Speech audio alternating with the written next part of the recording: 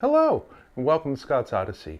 Pennsylvania is known for many natural wonders and creatures only found in our wilds. But did you know that Pennsylvania is also home to fae? Yeah, fairies. But for this history, we're going to talk about a hidden cave and a Pennsylvania dragon. See you in a minute.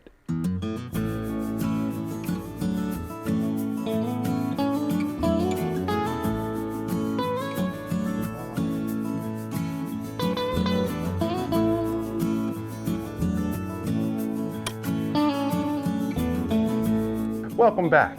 If you've watched my videos before, thank you for your patronage, and if you're new to Scott's Odyssey, welcome aboard. Yes, I said Pennsylvania has fae, and well, that's a story that I'll repeat from good old Henry Shoemaker in a future video. And yes, I also said a Pennsylvania dragon, as told by the Native Americans. Yes, the Native Americans had stories about dragons, just as the Europeans and the Asians and the Indos. You see, they weren't just in one place.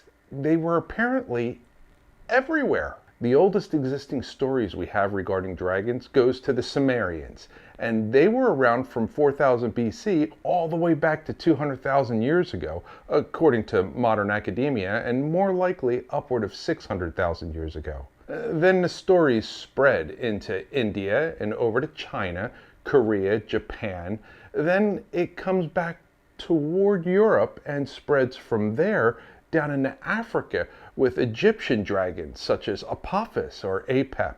And well, then around that same time period, stories of dragons appear in the Asiatic islands. And as you go east across the Pacific, approaching western South America, but at the same exact time, stories of dragons were coming from eastern North America, keeping with the Native Americans saying that they came from the east and not the west, with the latest stories of dragons ending somewhere down in Mesoamerica, or the bottom of the North American continent where it connects to South America, and the dragons down there had names such as Kukulkan and Quetzalcoatl.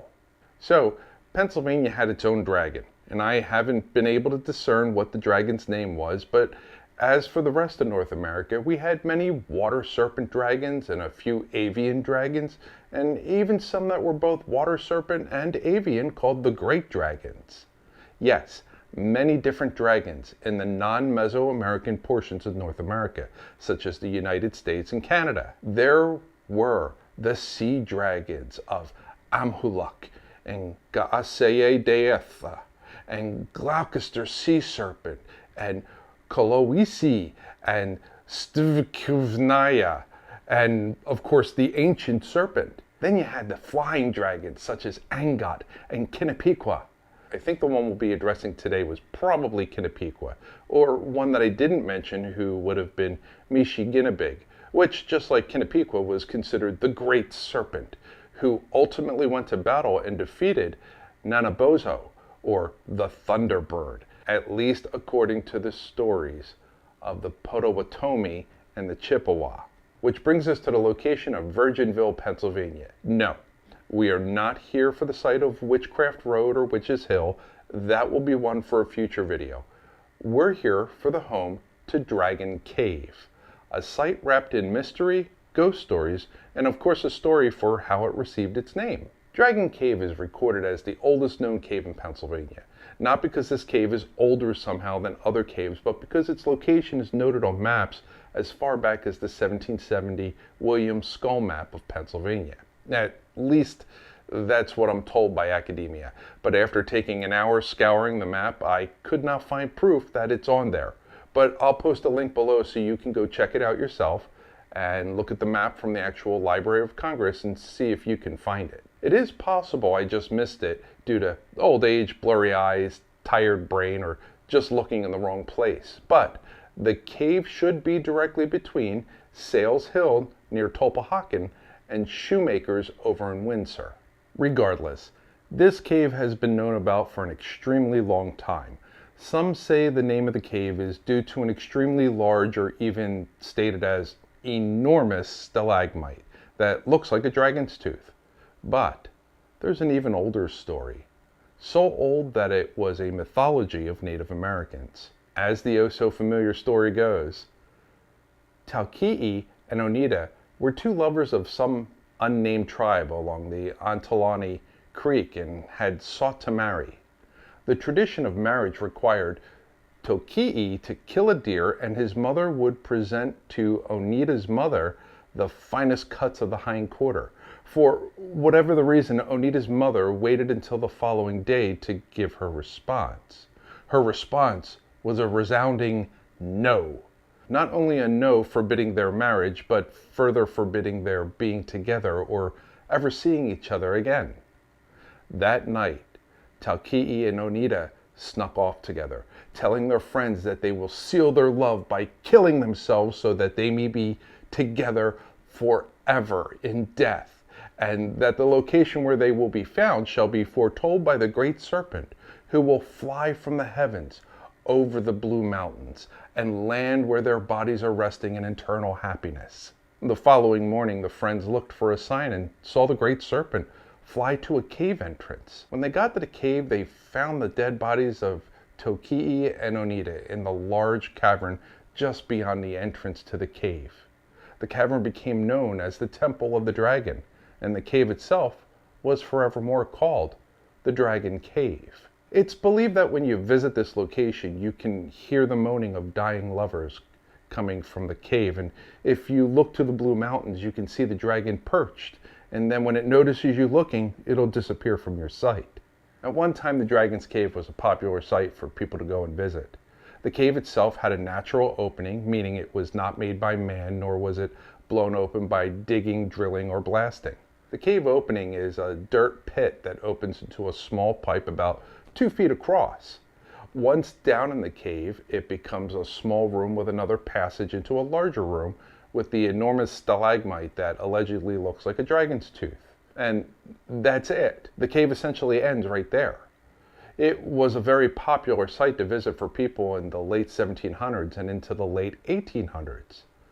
But just a short distance away, John Garrett and William Merkel were extracting limestone from a hill and incidentally opened a hole that was large enough to walk through. Upon entering the hole, they discovered an extremely old and large cave filled with many opulent cave formations. On May 25th of 1872, Garrett and Merkel officially opened this cave as a business opportunity, calling it the Grand Illumination of the Crystal Cave. As it would turn out, Crystal Cave is part of the same cave system as Dragon Cave, but is by far and wide much larger and much more ornate with features. Their marketing, and quite honestly, the quality of the cave, immediately led to Dragon Cave becoming nothing more than a hidden memory lost to time. According to the historic record found in the Pennsylvania Geological Survey Bulletin regarding Dragon Cave in 1930, it is commercially impractical due to its lack of height and extremely dangerous conditions for entering.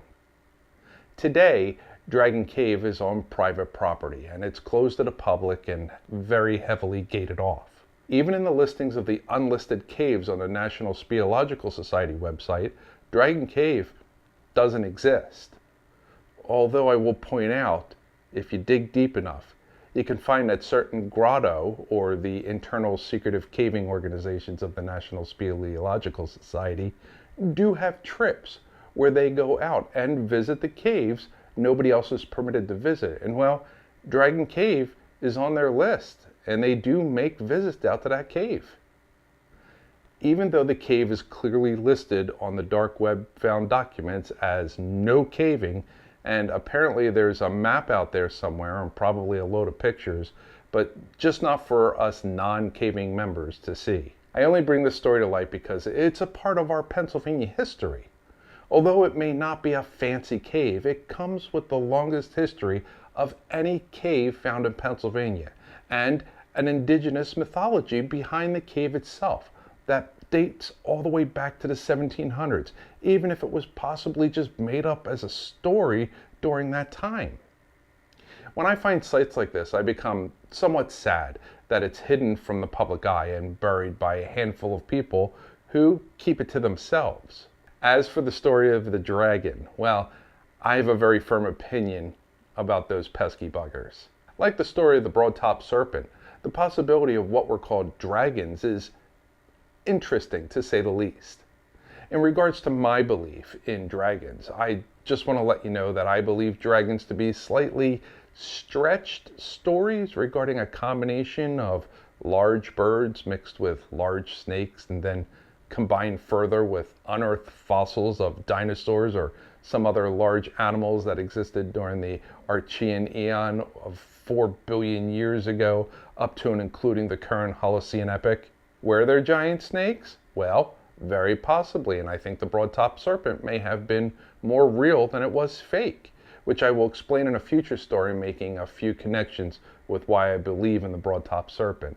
And as for the giant birds, well, the story of the thunderbird in Pennsylvania, although currently considered a cryptid, might be more based on fact than fiction, which again, I'll present that in a future video. When it comes to the dragons and the finding of dragon bones, well, that's a different story. To put that in the simplest terms, my opinion is that dragons are what they called dinosaur bones before they called them dinosaur bones. I mean, think about it.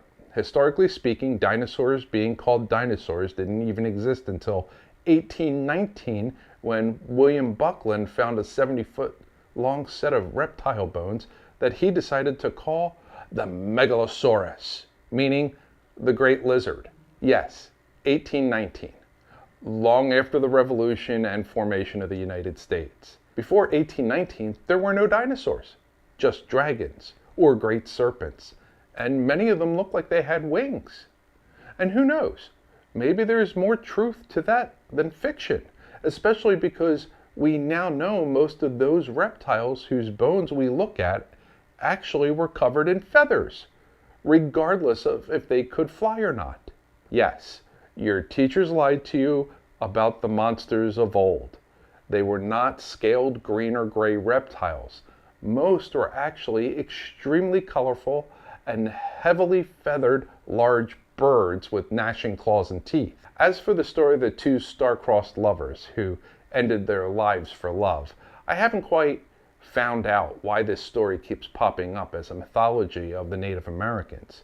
I don't know if it's factual in their verbal history or if it's a warning story of dangerous sights, or maybe something that carried over from a Victorian European era that just made the natives appear more interesting. If you happen to know something about this trend of star-crossed lovers being part of the native storytelling, let me know down in the comments. I hope you liked the story of Dragon Cave in Pennsylvania. If you enjoyed it or learned something new, give the video a like. Hit the subscribe for more stories of who we once were. Leave comments down below if you've heard stories like this one and wish for me to get you the full history behind it. As always, I thank you for watching, and I'll see you in the next video.